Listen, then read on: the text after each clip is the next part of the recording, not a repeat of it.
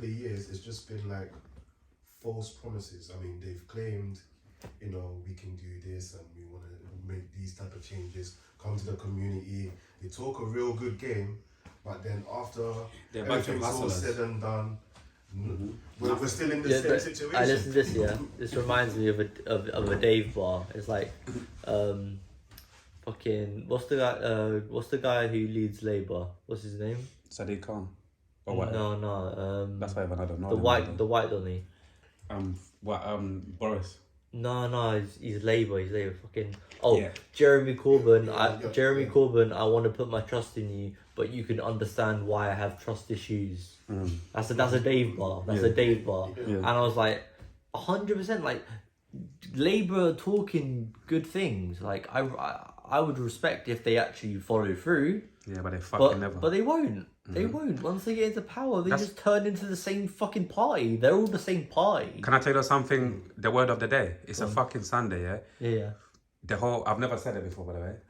Like, a lot of people forget, even in the first place, to become a fucking politician, you need to be good at what?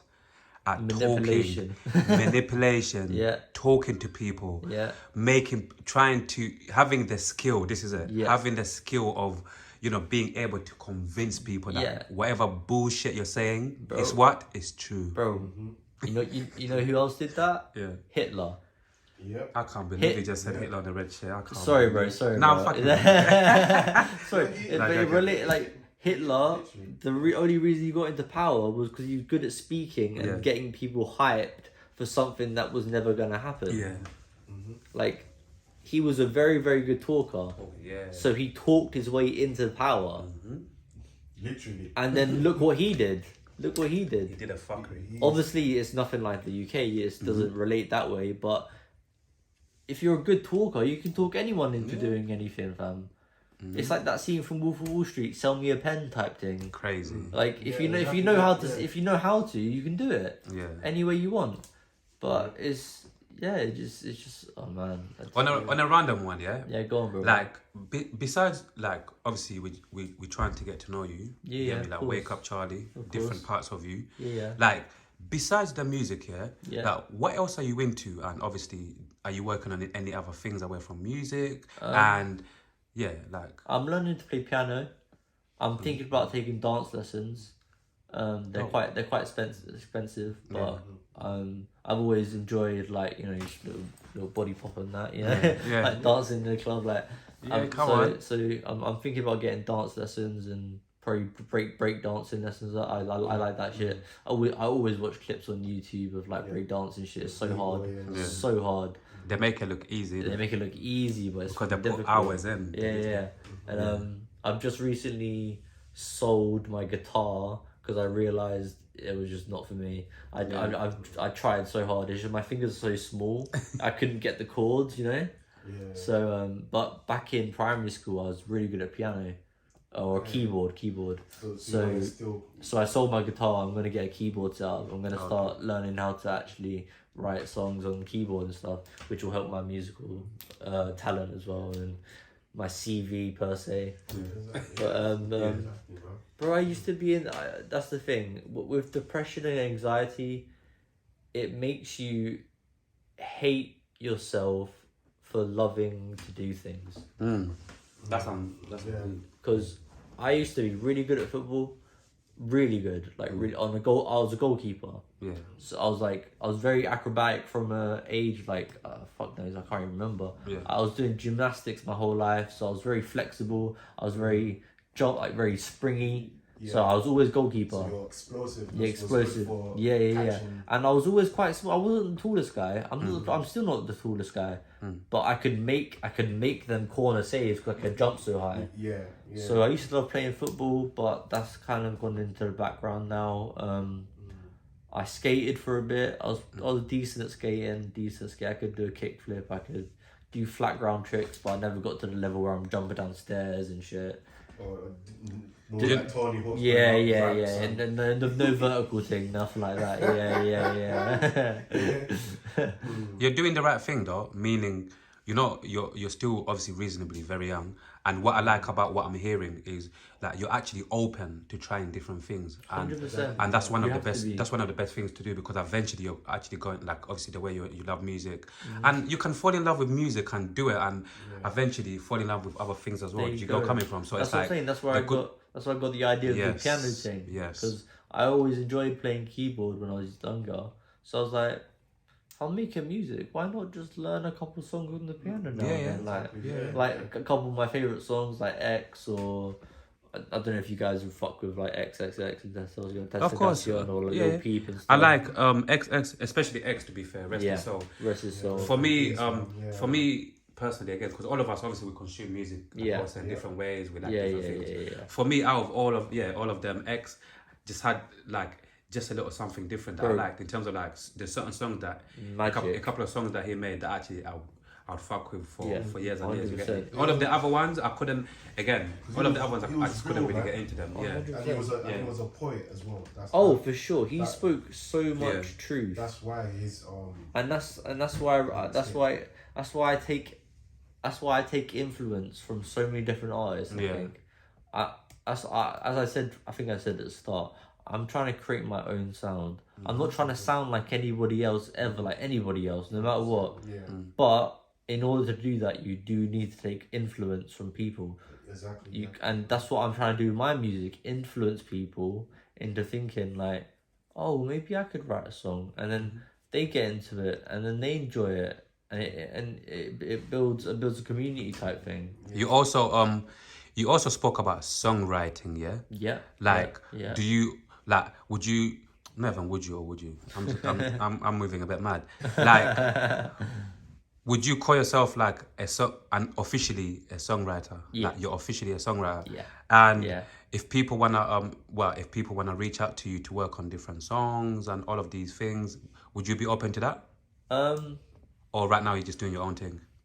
That's a good question, bro. Because I was talking to my mom about that the other day. Because you know how like Ed Sheeran made like a Justin Bieber song, and then like they swap and when you're that's the beauty about being a songwriter. You can make songs for yourself, and also you can collaborate with other people. You can clock that it doesn't work with you, but it works with this guy. Exactly. You can have that distinction of being able to know that, you know what, I've written this song, but maybe I can give it to somebody else who can basically deliver it better. So I'm open to it, but right now I'm just trying to get my music out, because I haven't released music. Pardon me for that. My guy. Yeah. I haven't released music properly for 3 years. So when people hear the stuff I've written recently and I've recorded, I'm just waiting on my engineer to perfect it. They'll be blown away. They'll be blown away from the difference and the change, and how much I've leveled up and how much I've learned about music and flows and cadence and all those different things. Of course, And I'm just excited to get my music out there, man. My engineers sent me a couple demos, just basically raw vocals with a little bit of auto-tune. That's it. I used to get that as well when I used to make music. A few years ago. I didn't know you. I'll get back music. Me, once again, like, I'm one of them people as well. I feel like, as human beings, we should never fucking limit ourselves. 100%, you get me? 100%. But I feel you get me. I mean, you built this from the ground up, bro. Yeah, man, and we've got a very, very long way to go as well. And I just, bro. And I just feel like we've got a long way to go. We're still building, but in terms of like limiting ourselves. Obviously, things are easier said than done, right? We can talk about things, but at the same time, it's like, of course, it's like we have to, man. For me, anyway, it's like trying to arrange a boys' holiday. Yeah, you know what I mean? Difficult. Easier said than done. Yeah, but everyone wants to do it. It's true. That's a good one as well. Yeah, it's true. Everybody like, we can't. And when it finally gets to us, like, I have to get back to you about the day. Yeah, exactly. Yeah, bro, man. Yeah, even sometimes when people have got the money, it's about the schedules. I don't know if I'm gonna be available there. Exactly. But yeah, it's crazy, man. So like this year, 2024, talking about, if we specifically talking about your music here, like, when are you looking to release something? Because sometimes it's good to give yourself a date. Sometimes, obviously, I'm releasing a single within the next 2 months, 100%. And I was talking to my manager, and my original idea was just to record every song I'd written, maybe release a 12-track album, but that's not really the right way to go, because if people haven't heard your music for so long, they might listen to the first song, not rate it, and they'll fuck off the whole album. Yeah. And that's 11 songs that people just disregarded. Yeah. Not even gave a chance to. Yeah. So you want to release singles to kind of get people in the mood. To build up the buzz again. To build up the anticipation again. Exactly. And then I'll probably drop an EP with like a 4-track EP or something. And then eventually I'll drop an album. But this year, bro, a lot of music from me personally is coming out. Yeah. I'm gonna have some features here and there, but my main goal right now is oh shit, you guys don't even know this. I've got a daughter as well. Oh, you've got a daughter? Yeah. Oh, bless you. I always tell certain people, obviously, when we have conversations. Yeah. I'm a proud dad as well, 3. My guy. I got 2 girls, 1 boy. Hey. How old is your daughter? 1.5. Oh, so she, Quite young. Yeah, she's quite walking, but oh, bless, man. tripping over. But congratulations, my guy, man. my guy, I appreciate you, bro. That means a lot to me. That means a lot to me. bro, Thank you, bro. Yeah, yeah, man. Let's talk about a little bit about obviously fatherhood and like how are you finding fatherhood so far for yourself, man? Well, it was a sticky one at first because this goes into like. Are you sure you wanted to get into the story? Because bro, it's your story, bro. All right, cool. We here on the Red Chair, we say to people, share anything that you're comfortable with sharing. Okay, with fair us, enough. with us, it's just all about as long as you guys got the time to listen, then I'll tell it. Bro, we got the time. Just even a quick one as well. Our slogan on a bit. Our slogan is very open, insightful, and educational conversation. Okay. Open, you can be as open. I feel like we've hit all those points. Exactly, absolutely. Insightful, you can give people as much as insight within your life as you want, and educational along the way. Hopefully, some people can get educated. Exactly. Some of the things you say. You got to listen to people to learn. For real, exactly. And that's another thing. That's another thing I put highly on my list. Yeah. Listen to people. Listen, like I've never met you guys, but I'm listening to you and I'm learning things. Listening's a skill, bro. Listening's a skill, like, and a lot of people don't have that. Adults, youngers, or whatever. It's like, you know, when people say this thing of age is just a number, yeah. Sometimes we need to keep on reminding ourselves that just because certain people get older with age, it doesn't mean they get smarter. Sometimes, sometimes exactly. Sometimes it's up to the individual to actually want to learn. Yeah. Meaning, you've got adults who don't even have the listening skill, but you've got people who are younger than some of those adults. Yeah. And they're very good at listening. So yeah, man, all of this shit is just like, it's up to the individual, innit, to see how much they want to learn. You get me? What? That's a big thing for me, learning and experiencing different things and meeting new people with different perspectives. Yes. And learning. Just because what's the point just staying in your own world, bro? Like you're not always right. No one's always right. There's always gonna be different perspectives and different truths. So if you listen to people and you get that perspective, you're like, okay, I get what you're saying there.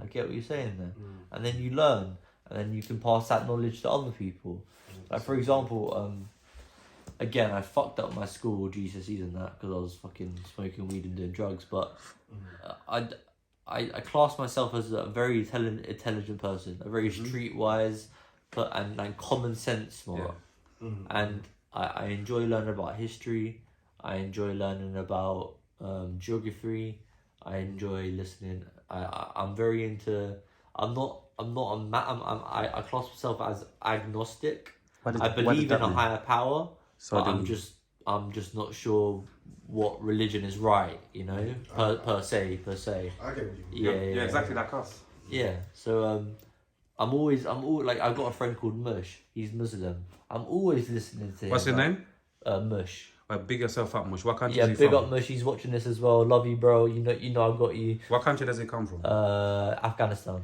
Yeah, man. Nah, that sounds like, usually, basically, sometimes when people bring up like their friends' names and they sound cool to me, I just like to big them up. Yeah. One more time, Mush. Sure. Big up Mush, my guy. I know you're watching this, my guy. You know you're my guy. Big up Afghanistan. Big up my Afghanistan brethren as well from secondary school, Quasar. We used to call them Quavers, like the crisps. But hey, man, but like he's But his like real name was Quavers. Quasar. You get me? Yeah. Big up Quavers. He was Big a up fighter Quavers. as well. He came Hey. from, obviously he came from Warzone, but that's quite Yeah, different. yeah. Yeah, but go on, keep it. But yeah, I enjoy learning about religious things as well, because there's a lot of knowledge there, because it's been passed down for thousands and thousands of years. Yeah. So they're obviously saying something, right? There's obviously messages in there that are gonna relate to people and like connect with people. So I'm always talking to him, and he's sending me quotes, and he's sending me Muslim quotes. And I don't class myself as a Muslim. I'm not a Muslim, but a lot of the quotes he's saying is like I relate to, and like it makes me grateful for what I have. And as I said before, being grateful is a number one thing. You always have to. Sorry, excuse me. You always have to be grateful for what you have, because at the end of the day, it could be 10 times worse. The amount of people I walk down like London Bridge, Croydon, they're sitting on the fucking floor begging for money. I've seen it. Yeah. And all they're using the money is for drugs. They're not eating. They're not drinking. All they care about is drugs. They ain't got sleeping bags. It's cold out there, bruv. And they're sleeping on the streets. It could always be so much worse. Like when I was a bit younger, yeah, I used to sometimes ask myself, yeah, when I used to see homeless people, yeah, sometimes I used to just think to myself, if I was homeless, yeah, like which season would I basically prefer to be homeless? Yeah. In winter when it's really, really cold, or in the summer where, yes, it's warm outside, but you're homeless and you're seeing all of these people around you having a fucking good time. Having a beer, having Do you a understand where I'm fag. coming from? Again, 100%. even that's what even I told you before. Remember when I keep on saying, like, in terms of heaven and hell, why at some points I started believing heaven and hell is on this planet, because once again, imagine those homeless people who are, you know, hopeless and whatever. Yeah. And then in certain areas where they're looking across the road and they're seeing people have the best time of their lives with their friends or whatever. Yeah. To that person, of course, that's fucking hell. That's the devil temptation. Like, yeah. You get what I'm saying? 100%. Well, even like, even like, what I want to say about bro. just a little, I'm not going to talk too much. Just like right, about bro. about yeah. Your channel, bro. Just about religion. Because sometimes I know I catch myself just like talking a little bit too much in it. But what I want to say as well, it's on my heart, is you see what you said a few minutes ago, because we was talking about religion, innit? And like I just feel like after doing my own research, it's like over the years, it's like, you know when people say, like, some people believe religion is man-made, right? That's what some people believe in it. Yeah. And what I believe is, over the years, either Muslim or Christian, over the years, certain people, I don't know who these motherfuckers, but I know over the years, certain people have tampered with the fucking religion. 100%. And they've started putting in this in, this in. So for me, like, I reached a point in my life where maybe you can either take this or not, where Sorry, if you don't mind, how old are you? Me? Yeah, come on, 33. Fuck off. Yeah, bro, come on, man. We look young. Come on, man. You look 24, G. Brother, you know what they say, black don't crack on the same time. We try to look after yeah, you get me? We try to look after ourselves as well, you get me? My God. Yeah. So the last thing I want to say is, for me, do you know what I do? Because my family, I'm from a Muslim family as well. Okay. So what I do, I'm more on the spiritual side, but what I do with religion or whatever, to not let it complicate my reality or my 100%. life, what I do is I just try to take the best bits of it. The best bits of each religion and just dash all of the bullshit away and apply it to my life. Yeah, man. Because at the end of the day, as I said, it's been passed down by generations. Of course, it's been tampered with. Yeah. Of course, it's been tampered with. The original message was never gonna stay the original message for thousands of years. Bro, religion has been tampered more than a whole. Yeah. You ain't wrong there, bro. Imagine somebody tampering with you for we're not even talking about thousands of years. Bro, come on, like we don't have any holes on this planet who people tamper with for thousands of years. So it's like, bro, religion is the whole. I was gonna say something crazy. Sorry, God. Yeah. So would you say that, us sticking back onto the religion thing, like all jokes aside, would you also say like you identify yourself more like on the spiritual side more than religious, or as I said, I'm agnostic. Yeah. I believe there's a higher power out there that's, or especially since I got stabbed. Yeah. I was like, anyone else, I feel like they would have died at that moment. But someone out there, whoever it is, a Muslim god, a Christian god, whatever it is, they were looking out for me that day, and they kept me here for a reason. Absolutely. So I'm here for a reason. Like, yeah, bro. If I show you the pictures of after I got stabbed, a lot of man would have just died. A lot of man would have just given up. But someone was looking over me that day, and they kept me here for a reason, and that's why I'm trying to better my life for my daughter as well.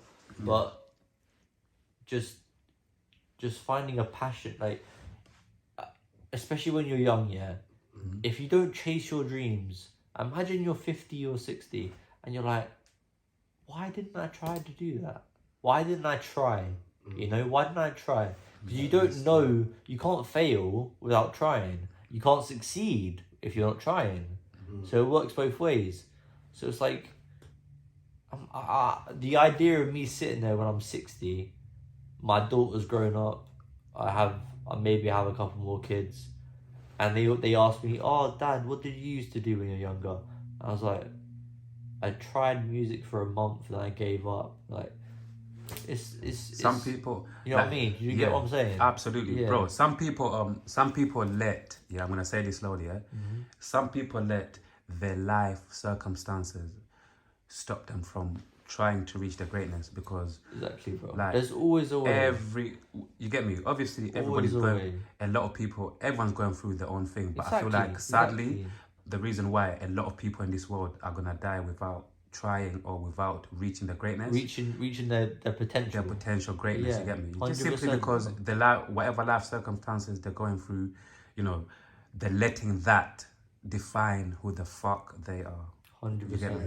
100%. I would say, like, you know, there's a saying that, you know, to hell with circumstance, create your own opportunities. There you go.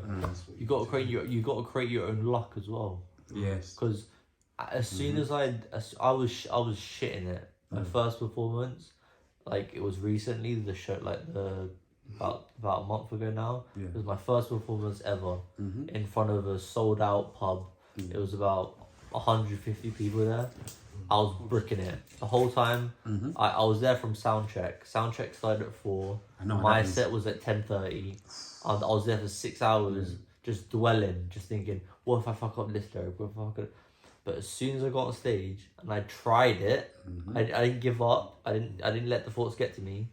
As soon as I tried it, I loved it. And I was so glad I did it. And it built my confidence up. It built my, as I said, if I hadn't have done that show, I don't think I'd be here right now. Because I wouldn't have the confidence to meet new people and talk to them about things. You know, It's true, bro. When I was doing open mics and I used to travel, like, when I was traveling with my ex or a couple of us or whatever, going to the open mic, like, even said, like, even in a pub or like in a place somewhere, even though I never used to shit myself, but obviously in my head. So for example, if we friends and traveling to see me perform, I never used to let, like, you know, would never know that I'm nervous. I would just be normal, but in my head I'll be thinking about certain things. And then what I used to realize, when I used to get there, like when I used to perform and all of that, and the energy, but time used to go fast. I don't know about you. It's like before you know, it's like your performance is finished, and then you're back, and someone else is performing. You're buzzing. Your friends are telling you you've done this, and then you're thinking, bruv, this went quick. Why the fuck did I spend hours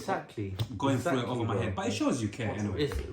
I couldn't put it better myself, bro. Because as soon as I got off stage, everyone was buying me tequila shots. They were buying me Coronas. They were like, bro, that was sick. That performance was sick. Yeah, they were throwing you some. And then a lot of people would say, I was telling a lot of man, like, this was my first performance. And they were like, no way, you're joking me. Yeah, that was your first performance. Do you have like any footage of it, like on? Yeah. It's on my Instagram. Definitely. My personal. Oh, okay, cool. You can see everything, like me performing everything. Okay, cool. By the way, big up WakeUpCharlie on Instagram. Follow me. Yeah.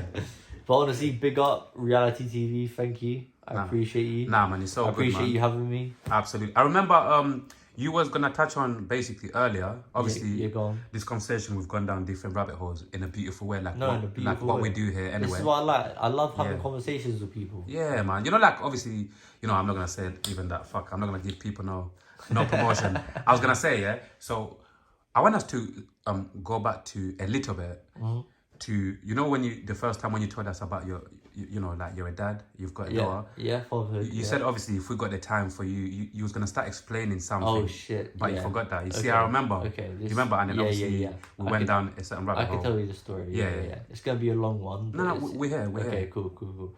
Basically, I didn't know I had a daughter until she was about 5 months old, because the baby mum kept it from me because she thought I didn't want to be a part of her life. So until child services were knocking on my door asking for child support, I didn't realise I had a daughter. What the fuck is going on? So it was a shock to the system. It took me a good couple months to realise, like, fuck, I have a child that I need to look after. I need to support. Yeah. And a lot of man run, like, I hate this. I hate this so much. They run away from their problems. They don't face it head on. And I could never imagine my little girl growing up without a father figure. And her thinking, what did I do wrong to not have a father? What did I do wrong for her, for my dad to leave and not be a part of my life?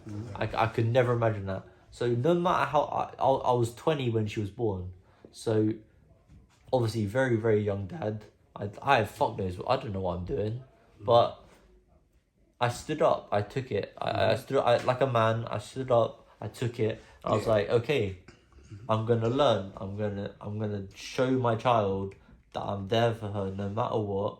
She can come to me whenever she wants. Obviously, she's still young. She doesn't really, of course, yeah. She doesn't really understand a lot of things right now. But I want her to know that I was always there for her. I always will be there for her, and I will always support you no matter what.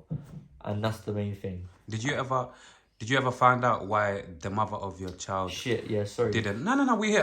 Don't worry, I'm listening. So even if we go off track, trust me, I'll bring it back. You're helping me here, bro. Yeah, man. Yeah. It all started, right? I had an ex. I ain't gonna mention names. No names. But fuck you for real, you dumb bitch. Yeah. But she tried to ruin my life. She broke up. I went to her yard. Everything was Hold fine. on, is this the mother of your kid? No. So this is my ex. Not my baby mom. Not my baby mom. Sorry, man. That's the first thing he said. He said like. Okay. Yeah. No, because maybe your ex would have been the mother of your child, didn't it? I didn't know. Maybe you don't. Yeah, maybe she was your ex. No, she wasn't my baby mom. Okay, she knew about it. she knew about my child, and she was fine with it. Yeah. But one day I was at her yard. Everything was normal. She was kissing and cuddling me and shit. And I had to go the next morning, and we beat before we left, and everything was normal. And I'm on the bus home, and all of a sudden I get a text saying, "You're never seeing me again. Like, I hate you. I hate you. You'll never see." Because what she had done while I was sleeping, she'd gone through my phone and found very, very old videos of me having sex with another woman. Yeah. And what she had done is recorded my phone and sent it to my family members. She sent it to my baby mom. She sent it to everyone. She sent it to my sister, my brother, my dad. All this shit, yeah. Hate stuff like that. Yeah. I despise and then, to make things worse, she reported it to the police, saying I sexually assaulted her, I raped her, I took videos of her without her consent. All this shit. She tried to ruin my life. And at that point, this is all happening in the space of an hour. I'm finding all this shit out. So on the way home, the anxiety I felt was, I was this close to jumping in front of a train. That's how bad it got to me. And once I get down into the story, you'll see even why. But I got home, my mum's obviously like, Charlie, what the fuck is this? All this and like, what's this is talking about? And I basically just did as much ket. I had some ket on me at the time. Yeah. I did as much ket as possible. I ran out my yard.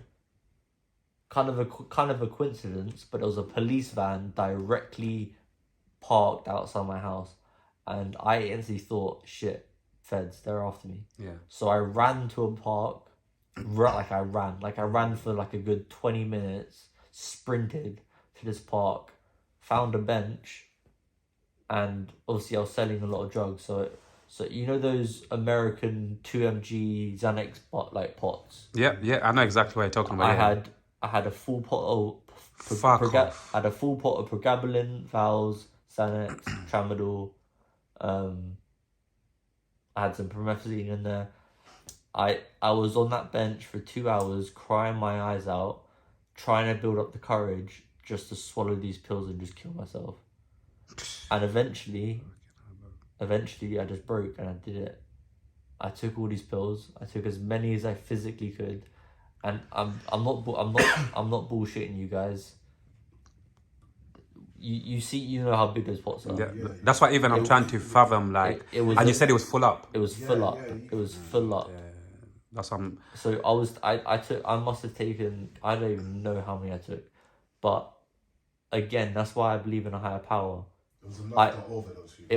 I overdosed, but I woke up on a bench about 2 hours later. It got dark. I was obviously so fucked up at that point because of all the drugs I'd taken. Yeah. I hadn't died. I hadn't overdosed. Well, I had overdosed, but hadn't died. But I was so fucked. I was out of it, just completely out of it. So I started getting paranoid, thinking feds are after me. So I start crawling through the woods, like the proper woods, like brambles, falling over, hitting my heads on trees and shit. My mum told me, I don't remember a lot of this. It's like I blinked and I was at a different place. All I remember is crawling through the woods. I had bright white shorts on. It was in the summer. They were covered in dirt. I was covered in dirt. Where was you trying to go? Running away from the police when you was crawling in the woods? Yeah, I got paranoid. When I woke up from taking the pills, I was like, shit, the feds are after me. I gotta hide. I got to get to my house in like a secretive way. Okay. Yeah. So I started crawling through the woods like a dickhead. Like a waste man, moving like a fox, bro. Basically, you was doing, what's that guy Sylvester Stallone's old movies? Rambo. Yeah, bro, I was doing Rambo. Rambo in Croydon. Yeah. Yeah. Well, there are a lot of Rambos in Croydon too. Yeah, a lot of them. Woods and yeah, man, I was moving mad, and I remember I lost my phone. My phone had completely, to this day, fuck knows where that went. My mum told me I walked into the house with one shoe on. That's how fucked up I was. I walked all the way from this park to my yard with one shoe on. oh my days. And obviously my mum was like, Charlie, what the fuck's going on? Are you okay? And I'm like, yeah, I'm fine, Mum, I'm fine. Like, fucked up. Yeah. I go to my bedroom, I fall asleep for about an hour. I wake up to feds in my room. Oh. They've raided my whole thing. They found all my shit. So you was right. You was actually, feds were literally after you. Oh. The feds were after me, but just not at the time I thought. Okay. But I woke up in my bed. They put me in handcuffs. Mostly for my own safety, because obviously I just tried to kill myself, and they take that as a health risk. Of course. So they handcuff me, but I'm in the back of the police van next to this fed, and I'm still so zanned out and fucked up.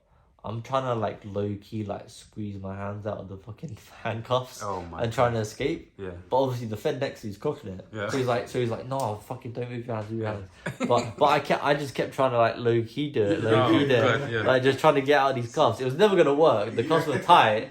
But I was thinking I could get out here maybe. I could jump out the window or something But they took me to hospital. So from your house into the police van. Straight to the hospital? Straight to the hospital. Okay. They did a bunch of tests on me for about 2 days. Then I got sectioned into a psychiatric ward, which I've been in 3 times now, but this is the most recent time. They took me to a psychiatric ward, Bethlem Royal Hospital. And brother, sorry, man. How old are you again? 21, bro. Fuck it, brother. You've been through so much shit for your age, bro. Bro, this is why I wanted to come here. Yeah. I enjoy conversations and talking to bro. people. But shit. yeah, continue. Yeah. So when you left the hospital, like moving forward, what happened to all of the allegations? Your ex. I'll get into it. I'll get into it. Cool. I was sectioned for 2 months, so I was in the psychiatric ward for 2 months. I was allowed leave here and there, but I couldn't leave the premises. It's like, because I don't know if you guys know Bethlem Hospital, where it's a fucking massive place. So I was allowed around the grounds, but my family would come see me, obviously, and bring me snacks and stuff, which was nice. Which is, again, I'm grateful for. A lot of people don't have that, especially when you're in the psychiatric ward. You realise, fucking hell, some people are lost. Some people say that, and they're not coming back. Yeah. Like, cool, bro.